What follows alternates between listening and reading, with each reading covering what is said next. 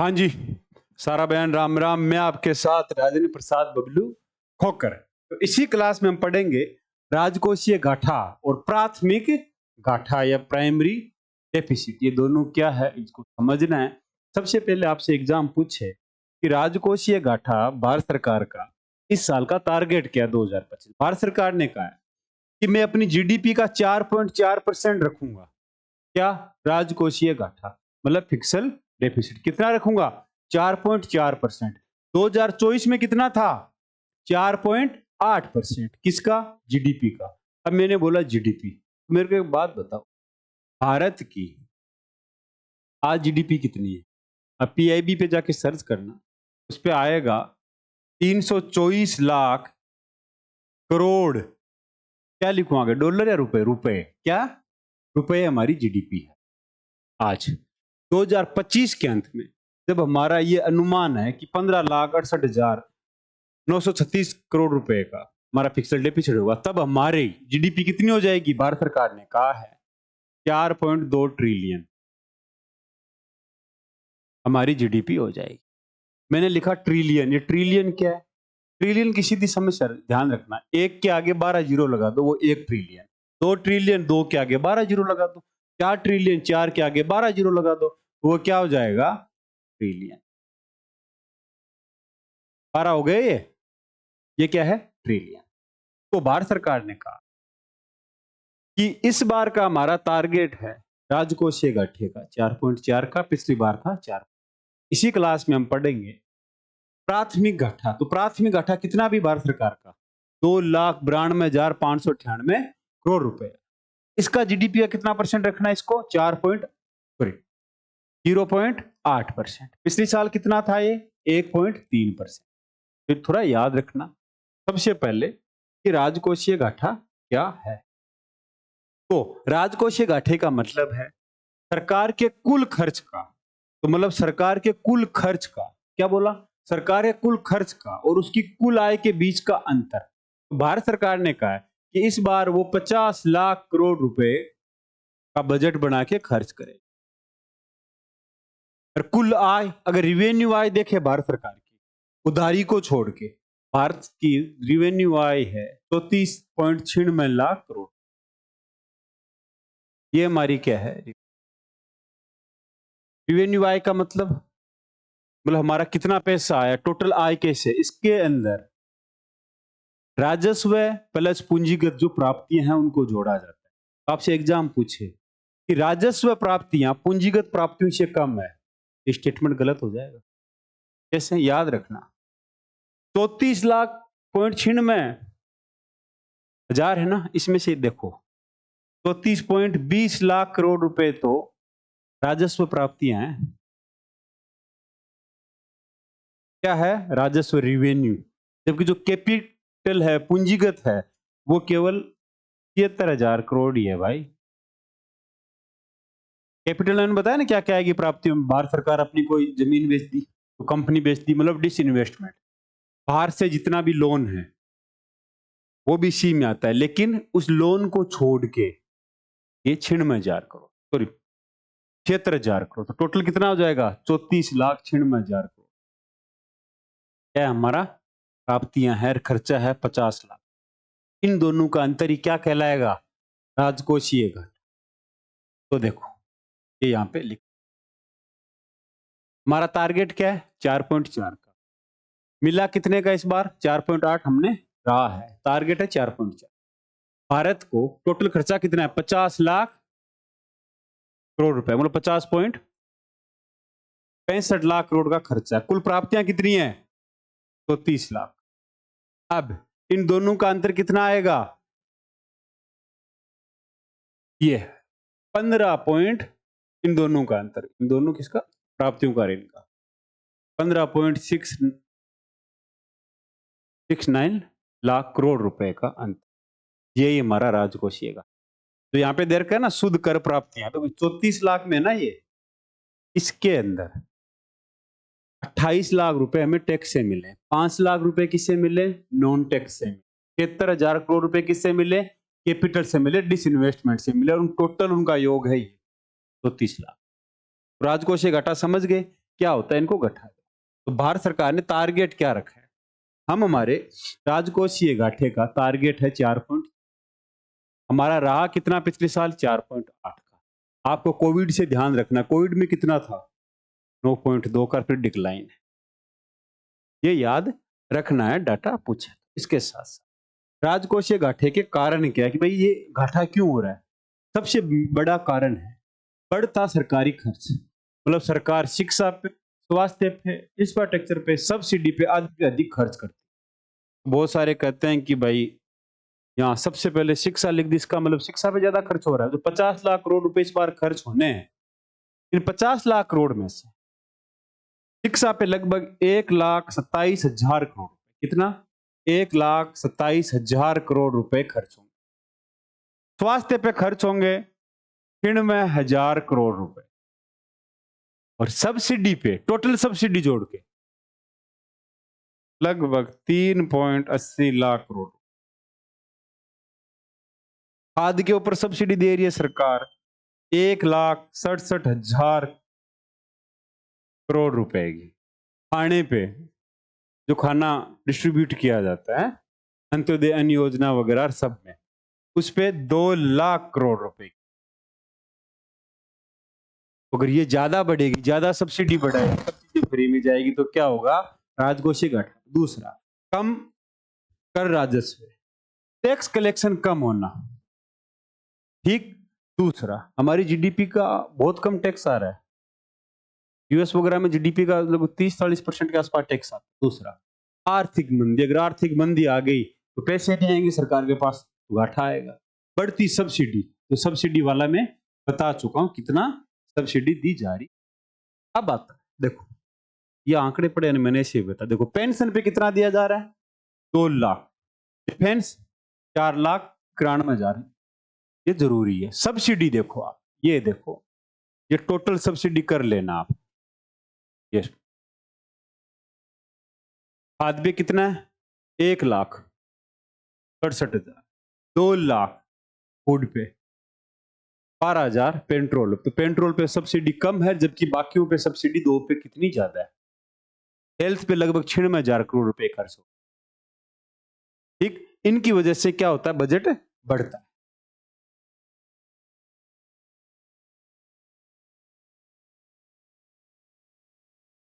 अब देखो भारत सरकार किन किन पे व्यय करेगी, देखो सबसे ज्यादा व्यय करेगी भारत सरकार, किस पे ज्यादा व्यय करेगी, अगर फिजिकल डेफिसिट में देखें, सबसे ज्यादा स्थापना का मतलब था एस्टैब्लिशमेंट एक्सपेंडिचर, मतलब स्थापना व्यय, मतलब पैसे देना, सरकारी नौकरों की तनख्वाह वगैरह, सारा कितना खर्चा है, 8 लाख करोड़, कितना,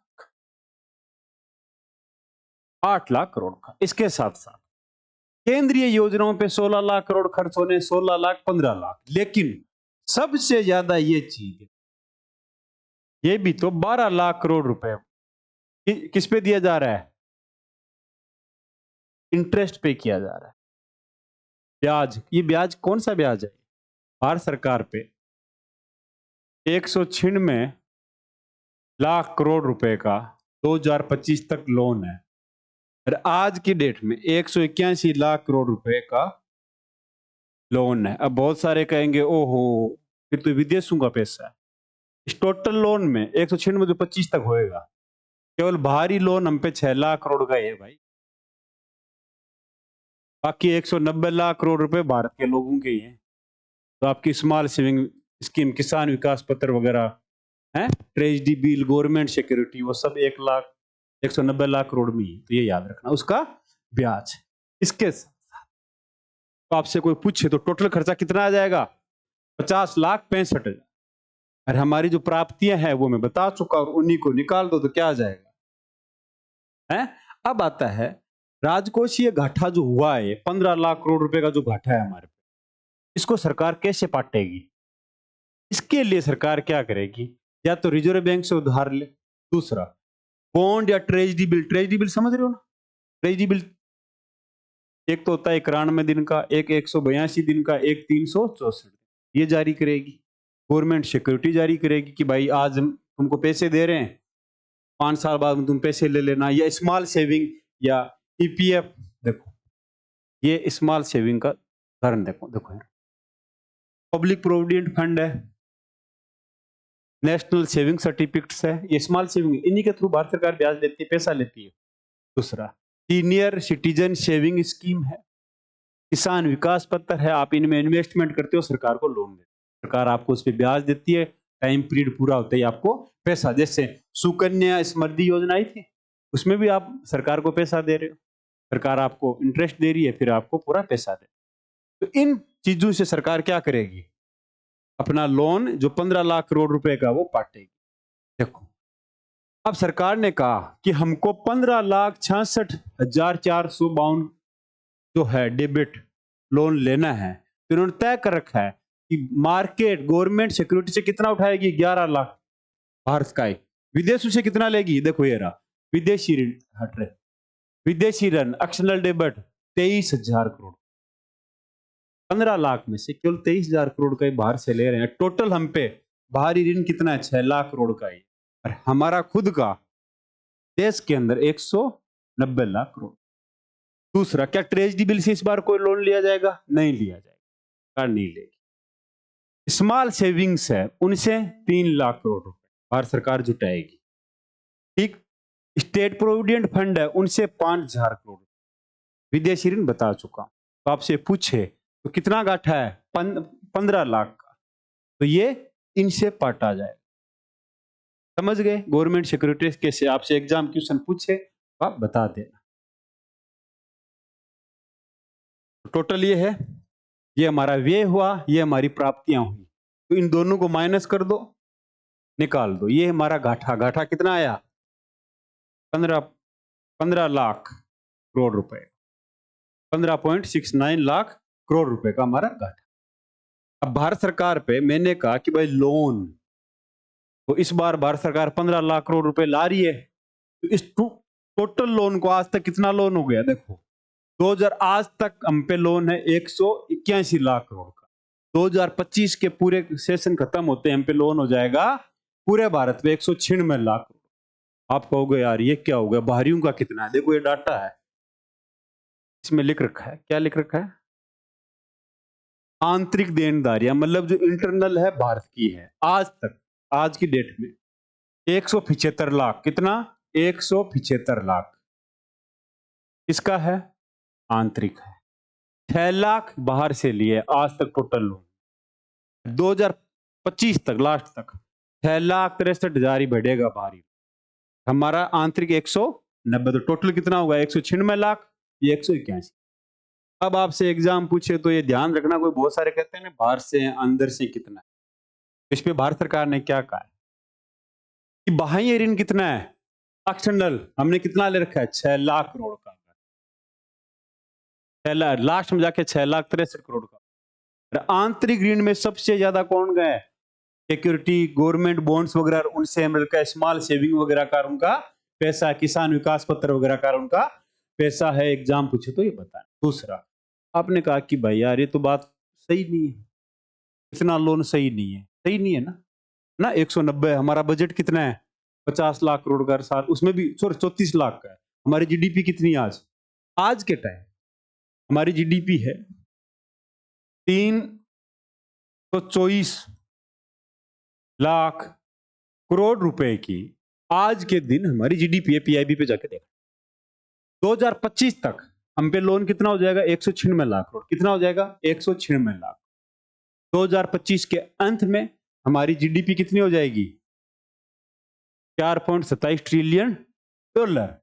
अब ट्रिलियन क्या है, सीधी 4 ट्रिलियन का मतलब 1 ट्रिलियन बोला, तो याद रखना 1 ट्रिलियन का मतलब उसके आगे 12 जीरो जोड़ दो, मतलब 12 को संख्या रख दो, 1 2 3 4 5 6 7 8 9 10 11 12, 4 ट्रिलियन, 4 के आगे 12 जीरो, तो 4 ट्रिलियन। तो हमारी जीडीपी कितनी हो जाएगी, 4 ट्रिलियन, और उसके ऊपर हमारा लोन कितना हो जाएगा, 2 ट्रिलियन, लगभग 50%। कहेंगे यार 50% है, पता है अमेरिका की जीडीपी कितनी है भाई साहब, 30 ट्रिलियन है, और उस पर लोन कितना है 36 ट्रिलियन का, मतलब जीडीपी से ही 6 ज्यादा, 119% है उसका, तो हमारा तो 50%।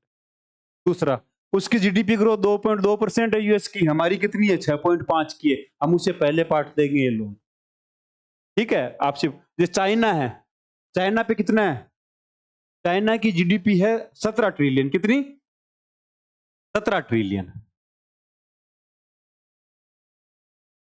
17 ट्रिलियन है। उसका अपनी जीडीपी के ऊपर 90 ट्रिलियन, तो 90% तक उसने ब्याज ले रखा है अपनी जीडीपी पे। 17 ट्रिलियन चाइना की जीडीपी है, हमने 50% लिया। तो आप ये बता दें। अब आपसे कोई पूछे तो बता दोगे। अब मैंने कहा कि राजकोषीय घाटा समझ में आ गया, तो प्राथमिक घाटा तो बहुत ईजी। देखो राजकोषीय घाटा है, उसमें से देखो राजकोषीय घाटा इस बार कितना है 15,68,936। इसमें से जो हम ब्याज दे रहे हैं, किस पे ब्याज दे रहे हैं, जो भी मैंने लोन बताया है 196 लाख करोड़ रुपए है ना भाई, इस पे ब्याज लग रहा है 12 लाख रुपए, हर साल 12 लाख करोड़ रुपए का इस साल ब्याज देगी। वो ब्याज निकाल दो इसमें से, वो जो ब्याज निकल जाएगा वही फिर 2,92,500 प्राइमरी डेफिसिट। ब्याज निकाला फिक्स्ड डेफिसिट से, वो क्या आ जाएगा प्राइमरी डेफिसिट। तो ये क्या बोल रहे हैं, प्राइमरी प्राथमिक सरकार की कुल उधारी आवश्यकताओं, लेकिन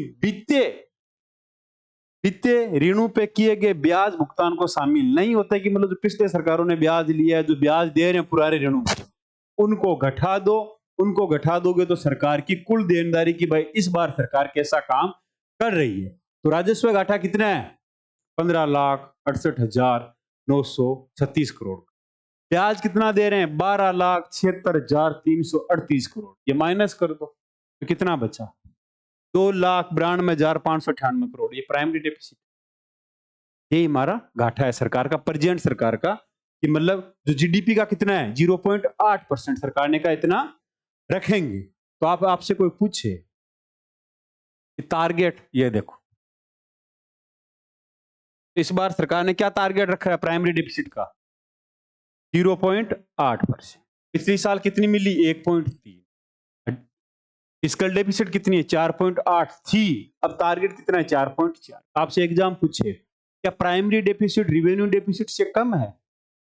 प्राइमरी डेफिसिट कितनी है 0.8% है, रिवेन्यू डेफिसिट 0.3%।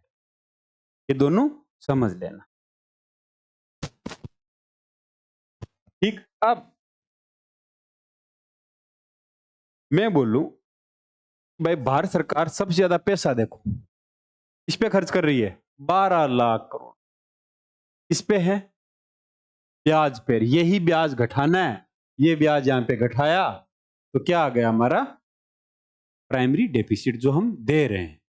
प्राथमिक घाटा का सीधा सा ये याद रखना कि कब शुरू हुआ तो 93-94 के बजट में लाया गया। कब 1993-94 ये दिख रहा है 1993-94 के बजट में प्राथमिक घाटे की कंसेप्ट देख के आए।